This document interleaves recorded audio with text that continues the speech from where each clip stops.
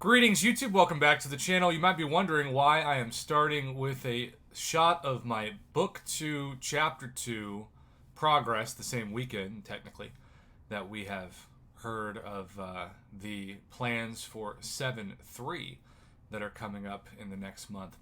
But it's because I had some expiring revives, and I really hope, because Kabam hinted that this small revive energy refill potion compensation might be recurring until the game is fixed. And they've also said that they don't expect the game to be, at best case scenario, fully fixed until the November patch.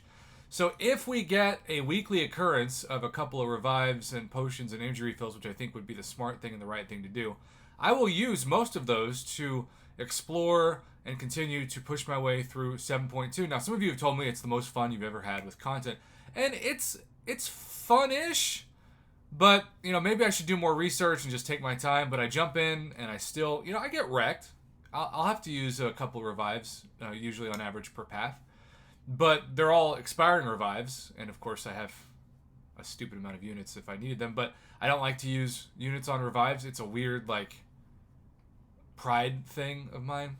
So anyhow, I just 100% completed my second chapter of 7.2. And with that, one of the paths got me the 6-star shards that were special in that path. And that allowed me a chance to form that 6-star. And I will say, this week's been all about ranking up great champions for synergy purposes. I've got another rank up to do when the level up event hits. But for now, I want to remind you that this guy is one of the top champions I have been targeting as a 6-star, Masacre. I was so shocked and so excited when I landed on him this week.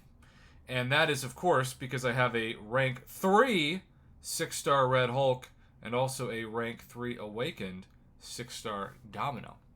So, now we're talking about best case scenario, right? I love Warlock Awakened, Red Hulk I just showed Awakened, but I am just praying to finally get that 6-star Archangel, that Black Widow Clairvoyant, that Black Widow Deadly Origin. And then the top two champs as far as Awakening Gems are concerned.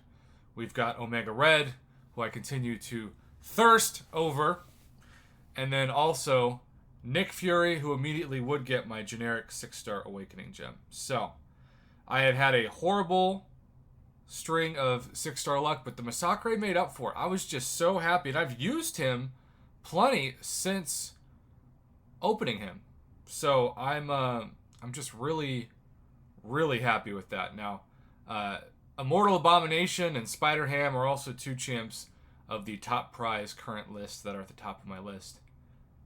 I am also coming off a weekend in which I got my first ever 6-star Nexus from a regular Cavalier Nexus crystal, and it gave me a chance to awaken the What If TV show final boss variant version, the OG Ultron, who I'm also really excited about. Okay, well, I know that it's just a mobile video game, and so people kind of always make fun of you when you say you're nervous about something, but it takes a lot of work. In this case, 7.2 exploration work to get 6-star shards, and so I'm a little anxious about that, a little nervous, but at the same time I'm excited to see who I land on. I actually don't need a new champion because I have an even amount of champions for arena teams now that I got Masacre, but obviously if Nick Fury or Omega want to come to my roster, what's up, Dollar General Batman? You can come back too.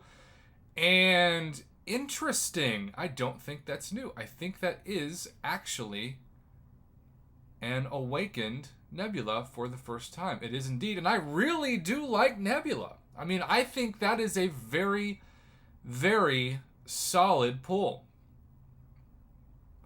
If I have to awaken a tech champ, Nebula is underrated. I love using her with Proxima Midnight, starting off a fight with those 10 shock charges, building up to a special 2, which I can then fire off at the right point. And if I continue to charge my heavy attack, I can get 40 shock charges on the opponent.